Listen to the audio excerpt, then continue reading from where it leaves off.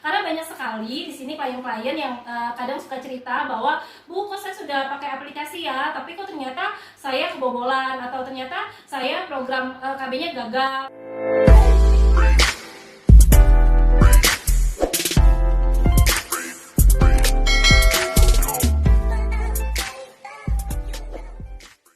Hai, Assalamualaikum. Apa kabarnya teman-teman semua? Mudah-mudahan teman-teman dalam keadaan sehat ya. Ketemu lagi dengan saya Bidan Putri hari ini. Hari ini kita akan membahas tentang masa subur pada perempuan. Wah, pasti sudah semangat sekali ya. Teman-teman jangan lupa ya untuk like, comment, share, dan subscribe channel ini agar saya lebih semangat dalam mengembangkan channel ini. Teman-teman sekalian, hari ini kita akan membahas tentang masa subur pada perempuan. Mungkin di antara teman-teman semuanya banyak sekali yang sedang menggunakan aplikasi-aplikasi yang ada di Play Store untuk mengetahui masa subur. Nah, teman-teman, sebenarnya sah-sah aja sih teman-teman menggunakan aplikasi-aplikasi tersebut. Namun yang perlu teman-teman tahu adalah teman-teman harus tahu dulu kalau siklus menstruasi teman-teman masuk yang mana agar perhitungannya juga tepat.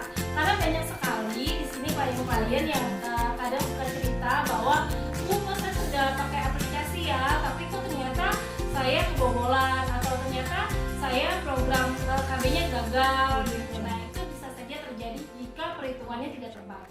Nah, teman-teman, sebelum kita ngomongin masa subur, saya akan memberitahu dulu nih, apa sih yang dimaksud dengan masa subur? Masa subur adalah perkiraan terjadinya ovulasi. Apa sih ovulasi? Ovulasi adalah keluarnya sel telur dari ovarium, di mana sel telur yang matang nanti akan bertemu sperma. Jika dia terjadi pertemuan, bisa terjadi pembuahan atau terjadi kehamilan. Fungsi dari masa subur sendiri itu bisa terjadi dua, yaitu pertama adalah untuk program kehamilan, yang kedua adalah untuk program menjarangkan kehamilan atau KB. Ya teman-teman, jadi ini adalah dua fungsi besar dari si masa subur ini. Kalau teman-teman yang untuk mau hamil, teman-teman harus tahu dulu masa suburnya kapan. Karena kenapa? Karena teman-teman bisa memprogramkan sendiri di sana kapan harus melakukan hubungan seksual secara teraturnya. Nah, bagi teman-teman yang tidak mau hamil atau tidak mau KB, teman-teman bisa menggunakan masa subur ini. Dengan menggunakan masa subur ini, teman-teman akan tahu kapan teman-teman harus menghindari hubungan seksual. Nah, itu fungsi dari masa subur. Sebelum kita menghitung masa subur, kita harus tahu dulu nih siklus menstruasi teman-teman.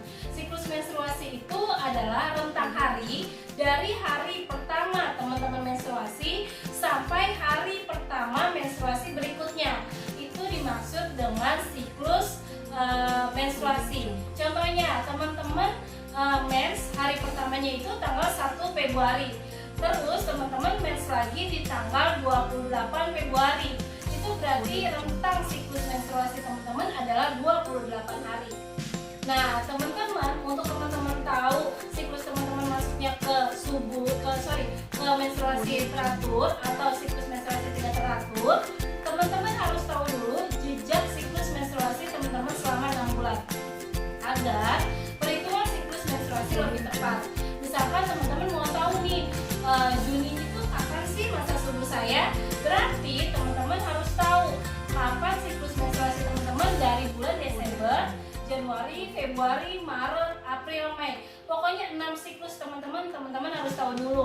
Baru teman-teman bisa menyimpulkan saya masuknya ke teratur atau siklus menstruasi tidak teratur. Karena siklus menstruasi teratur dan siklus menstruasi tidak teratur itu mempunyai rumus yang berbeda-beda teman-teman.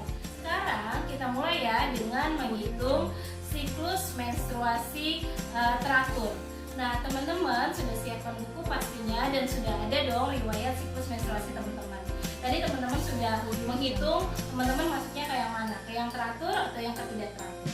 Nah, kalau teman-teman masuk yang ke teratur, saya berikan contoh ya. Misalkan teman-teman masuk ke dalam siklus 28 hari. Berarti di bulan Juni, misalkan teman-teman menstruasi hari pertamanya jatuh di tanggal 1. Nah, berarti masa subur teman-teman ada di tanggal 14 Juni.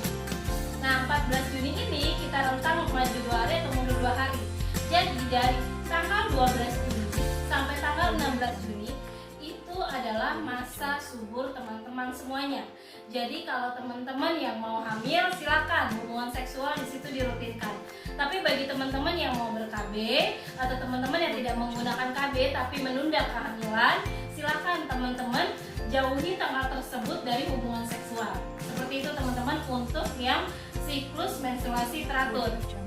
Nah, sekarang saya akan contohkan untuk riwayat siklus menstruasi tidak teratur.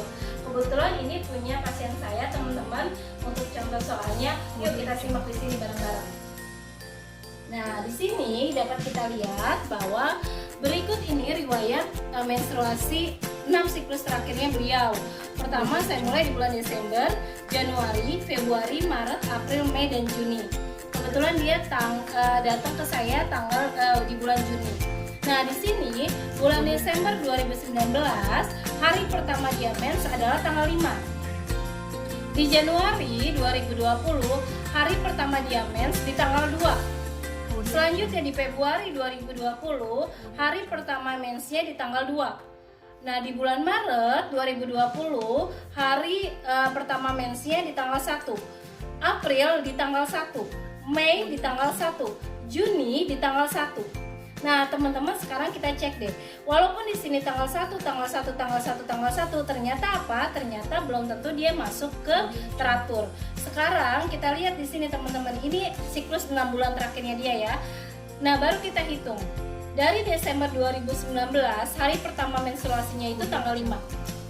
Dari Januari 2020, hari pertama menstruasinya di tanggal 2. Jadi kita hitung teman-teman, dari tanggal 5 ke tanggal 2 itu berapa hari? 5, 6, 7, 8, 9, 10, 11, 12, 13, 14, 15, 16, 17, 18, 19, 20, 21, 22, 23, 24, 25, 26, 27, 28, 29, 30, 31, 1, 2. Berarti dia siklus 29 hari. Nah, seperti itu terus teman-teman hitung sampai teman-teman punya 6 siklus.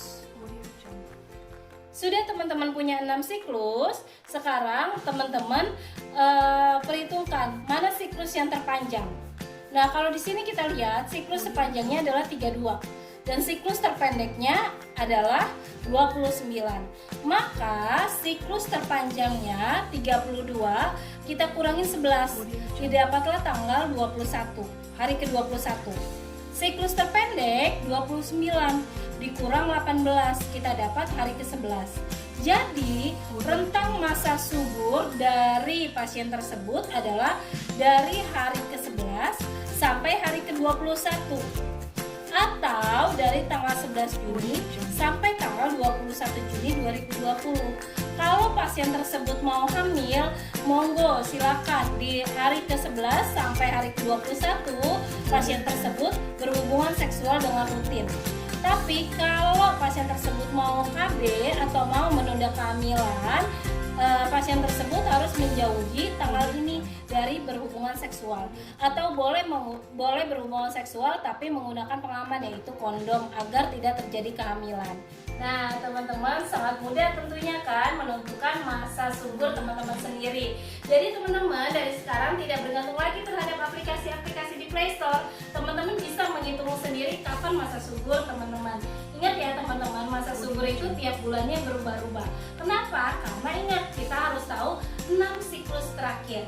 Nah, teman-teman kalau ada yang masih pusing-pusing, boleh kok silakan tanya-tanya langsung di komen atau bisa DM ke Instagram saya @siti_rafika_putri. Terima kasih teman-teman semuanya ya untuk like, comment, share, dan subscribe. Siapa tahu di antara temennya teman-teman ada yang membutuhkan untuk perhitungan masa subur ini. Yang mau hamil saya doakan segera hamil. Yang menunda kehamilan saya doakan tertunda kehamilannya ya. Tapi kalau bisa sampai hamil itu rezeki ya teman-teman ya. Oke teman-teman, sekian dulu. Sehat selalu ya wanita Indonesia. Assalamualaikum.